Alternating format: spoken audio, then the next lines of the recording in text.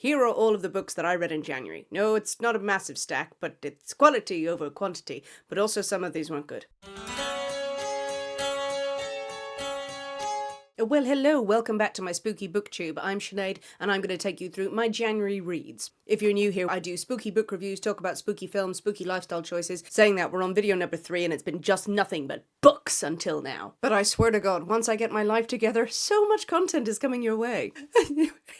I'm in the early days of my booktube and YouTube journey, so please hit like, subscribe, do all of the things just to support this channel. If you do want more daily content from me, I'm over on TikTok. I also post on Instagram. January 2025. Famously, January lasts 10 weeks, so there should be ample time to get in as many books as possible. While it was a good reading month for me in terms of the books that I read, I don't really race through huge numbers per month. On average, I get through between 4 and 6 books a month. There will be some months when I'll read 2. I'm not one of those booktokers, booktubers who races through stacks of books. To be honest, I wish that I could, and power to them for doing that. But what I like's I like. January was pretty solid. In fact, I actually started a couple of books right at the end that I thought were going to make it into the January list, but no. I thought I better save those ones till February, because February only lasts 6 seconds and we're all drinking again. All of the opinions in this video expressed are absolutely my own. If I use words like you or we in my reviews, I am talking about myself and my feelings as sort of the second person. I'm not saying you will feel this. These are very much my opinions. If you agree or you have a different take on any of the books that I have shared, feel free to comment on it. Please be nice. This month I started 6 books, read 4. I will finish a 5th one at some point, and one I think is a DNF. I started the month reading Penpal by Dathan Orbeg. Please excuse me if I have not gotten the pronunciation of that right. Penpal has been around for a few years. It originally started as a no-sleep series of stories over on Reddit. It is in book form, and it was recommended many times over to me by friends as well as fellow booktokers, YouTubers, saying how affecting it was, how scary it was. Going into it, I had high expectations, and they were met. Penpal is told from the perspective of a male narrator whose name we actually don't get. He is looking back on events from his childhood, a series of strange incidents and things that happened to him, and he's trying to make sense of them now he is an adult. The stories that he recounts are not done in chronological order, but they all involve him, his good friend, his mother, and strange things happening around him. It's not necessarily supernatural, but something eerie and sinister seems to be following this young boy. I'll give you the back blurb just for context as well. In an attempt to make sense of his own mysterious and unsettling childhood memories, a man begins to reconstruct his past. As the games and adventures of his youth become engulfed in a larger story, he finds it forms a tapestry of unbelievable horror that he never could have expected. Each chapter completes a different piece of the puzzle for both you and the narrator, and by the end of it all, you will wish that you could forget what he never knew. A short and sweet synopsis for a short book that I think most people will rattle through at a pace. It's very hard to go into detail with Penpal without giving too much away, but suffice it to say we start to understand that the boy in the story and the man who is remembering these details was stalked. I wasn't sure what to expect from this book going into it. I mentioned at the start that this originally was on No Sleep, I believe, on Reddit. So it was a series of stories on Reddit, and it became a sensation. It was really picked up and it was turned into a book independently. Now, when I opened the book and I started reading the first chapter, I was a little bit on edge because I thought, oh goodness me, I didn't like the introduction. I felt it was overwritten. It felt like someone attempting to make a literary novel out of a horror story, but my fears were quickly put to rest once I got into the story, and honestly, the introduction's a couple of pages, really. The narrator recounts the memories as he experienced them as a child, and that's a great perspective to tell a horror story from. You have a young boy going about his daily business, going to school, getting involved in events, making friends, and not realizing that some of the strange things that he notices as a kid but brushes off are really pretty sinister. We get his perspective, his mother's perspective, and his friend's perspective as strange things start happening around him. As I said, the chapters are not told in chronological order, so we get this kind of jolting, strange mishmash of events.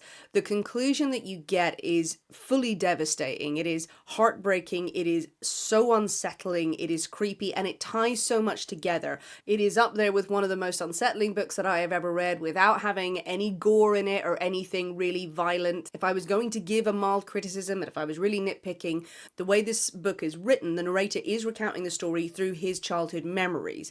Whether that is a conscious decision that the child is a little bit more emotionally intelligent in some of the passages, or whether that's supposed to be the narrator filtering through, or that's the author, I'm not sure. Predominantly, you do get the innocence of the child and his confusion coming through to it, though he's a very astute child. You might actually go, he probably might have worked something out here, but that's a very mild criticism. Penpal, absolutely loved it. I'm a pet lover, so I will always throw in warnings of anything involving animals. An animal goes missing in this book. You do not see what happens to it. It was a tough read, but I managed to get through it, and I am someone who is very easily triggered by pet death. Next up for me was an audiobook. It is the much hyped book We Used to Live Here. This book was all over my For You page on TikTok at the end of 2024. It was repeatedly mentioned in roundups of the scariest books of that year, terrifying book, everyone talking about what a sensation it was. I will commend this as an enjoyable listen on audio. It was very well done. So did I think that this was a genuinely terrifying book? No.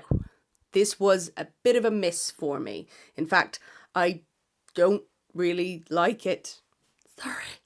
The blurb and the hook of We Used to Live Here is brilliant in its simplicity. It's a story of Eve, who is living in a fixer-upper house with her girlfriend Charlie. And one night, a family arrive on the doorstep when Eve is alone at home. They are the Faust family, and they say, in so many words, we used to live here. They used to live in the house. Could they come in and show the children around the childhood home? You have strangers on your doorstep asking to be let in.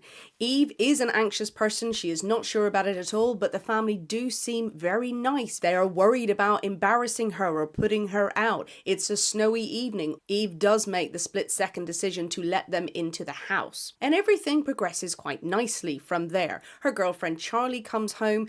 There is a little bit of a tension in the air. Eve would really quite like this family to go. They seem quite settled, but oh, wouldn't you know it, a snowstorm has cut them off. They've got to stay in the house for a bit longer. They have a weird kid with them as well. I went into this book thinking that it was going to be more of a horror in terms of the horrors of humanity, about this tension of a family being in your home. Are they going to turn out to be serial killers? Are they going to turn out to be ghostly presence? The invasion of your space, the anxiety about who these people might be and what they might want with the house. And the first part of the book does follow that kind of tension and keeps you really interested. The spouse family seem nice. There's weird conversations around the dinner table about religion, about their past. There's references to the patriarch's younger sister who experienced mental problems when she was younger. It will later turn out from stories from neighbours that might not be entirely true. Odd things happen for sure in the house at the beginning, but you are really set up that this could all be in Eve's head and she's the one overreacting.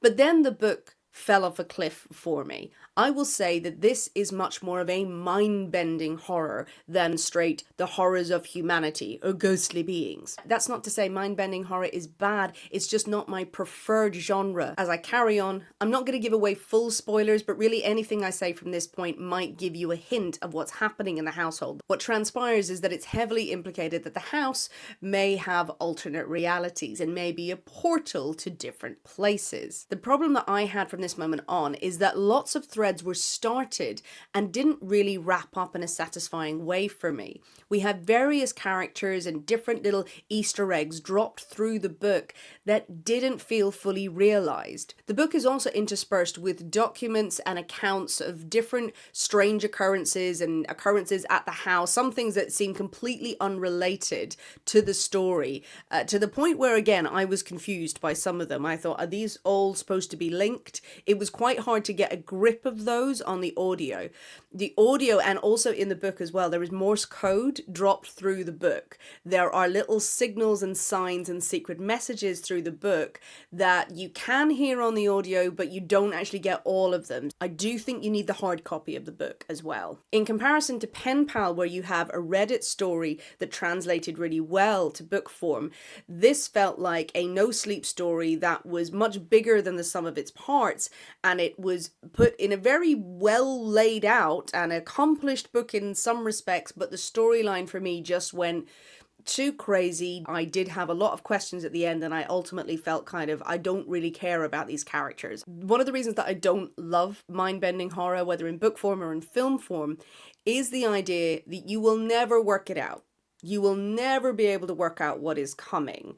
And that may sound silly, because some of the great beauty of horror and science fiction and everything is like, well, for goodness sake, you can't work it out. You know, we're trying to make something that you've maybe never seen or heard of before. But sometimes mind-bending stories give you these threads of a plot, and then they're like, it's so much bigger. They're holding back so much information. I like to be surprised.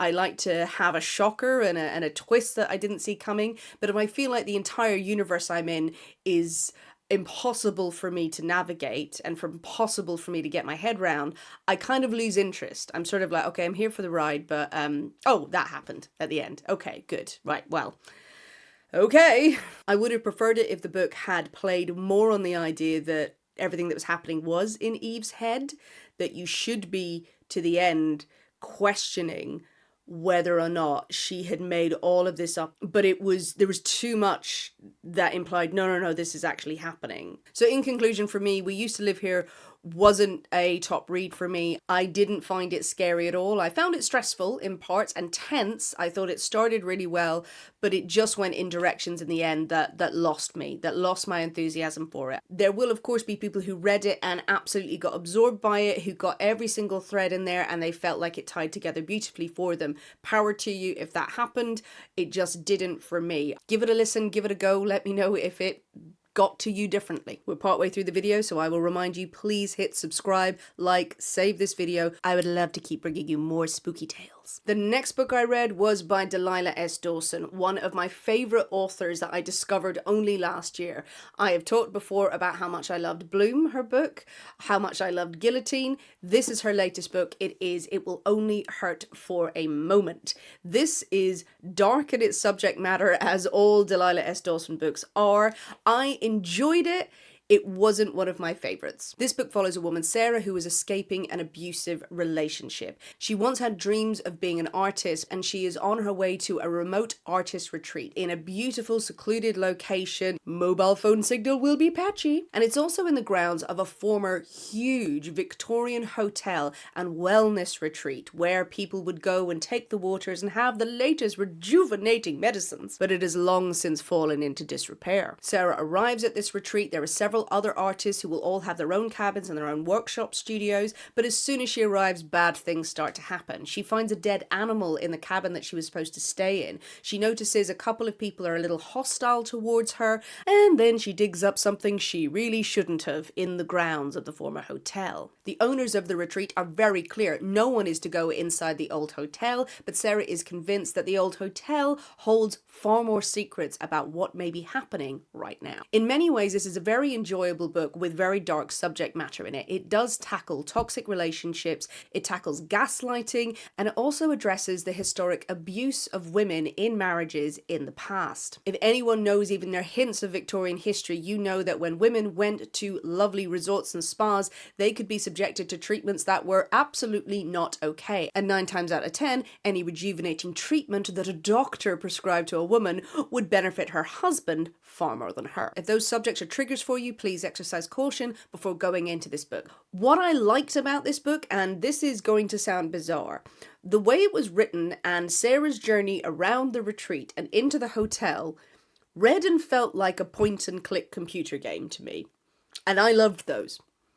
I don't know if that's a good endorsement or not, because you should be immersed in the story, but the way she had to dot around and visit the different artists, and they all had their own unique characters, had to visit different places. She had different interactions. She would go into the hotel and discover stuff. I felt like it was a computer game, and I was there for it. I quite enjoyed it. And there was plenty of action happening, some pretty scary stuff at point. But what I didn't like is that I think the book lost its way near the end. It ultimately felt rushed, and its conclusion built to a point where you were waiting for a massive climax. And for one side character, I don't want to say too much, you felt that they got a really good ending-ish.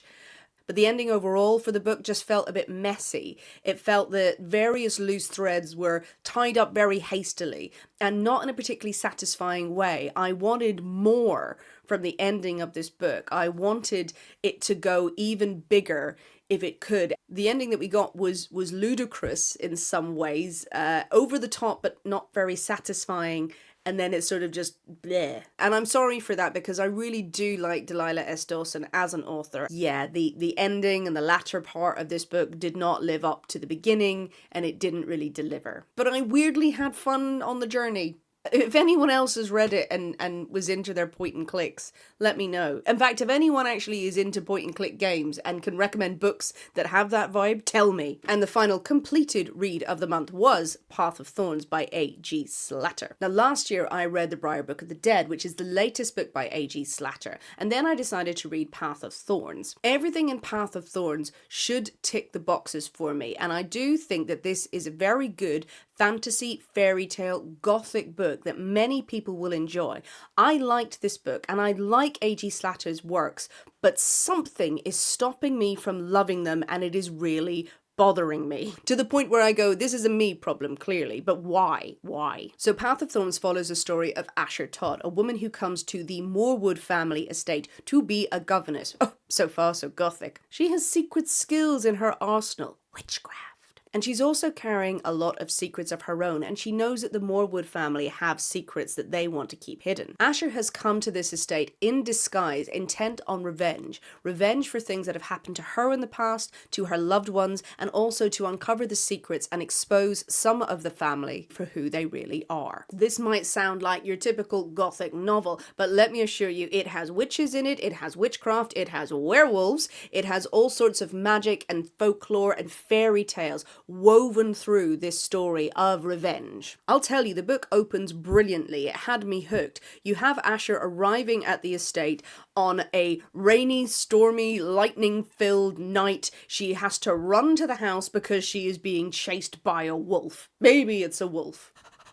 We understand that her mother was betrayed by the Moorwood family years ago, and you start to unpick her story the further you go into the book. Asher also gets to know all of the different members of the Moorwood family, some of the villagers or the people around. They all have their own quirks and larger-than-life characteristics and their stories that they want to tell.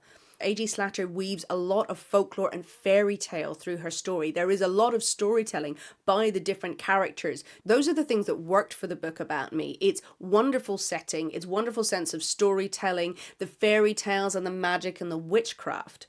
It is packed with detail and stories and side stories and information about all of the characters. And overall, I enjoyed reading the book and I enjoyed the story. But what stopped me loving it is that I really didn't like Asher Todd. Now, this is my personal opinion. This is just how I felt about the book. I'm sure other people would feel differently. Asher is our narrator. She is our guide through the book. We see everything through her eyes, and she judges everything that is happening for us. And she knows she's going to have to do questionable things and question her own morals in order to get her answers. But oddly, there's not a huge amount of feeling from Asher. To quote my therapist, we understand the feelings, but we're not feeling them. She's not set up as an unreliable narrator, so we don't really need to question her judgment through it. But we are supposed to like her. That was the feeling that I got through the book. And she just felt flat. I'm sure there will be people screaming at the screen now going, how can you say that she was flat? She is a favourite character of others. Everything is relayed in quite a passive and bland way. I don't know whether that was an attempt to portray Asher as more of a morally grey character. I don't really want to call her morally grey because I think it's a phrase that's bandied around so much and often given to women who are just having to do what they need to do to survive. And certainly Asher is in this book. But there was like it was a wall up. Like we were presented with Asher and all of her strength and all of her cunning and her skills. And we're told all of the feelings that she had in her past and the difficulties that she'd endured. But I didn't really feel a connection with her at all. It was like they were afraid to show her feelings and emotions because that would make her a vulnerable woman and some other kind of caricature of a woman. Emotion is not a weakness in gothic books and fairy tales. And I had the same issue with Ellie Briar in The Briar Book of the Dead. Again, a really good story and great world building. But with Ellie, I had no feelings for her, and I didn't get any feelings from her. Yes, that is the only way I've been able to describe it. I do genuinely feel odd about why I didn't like those characters. And I will stress that I still think this is a book that people should read, that people will enjoy, and I will continue to read A.G. Slatter's work.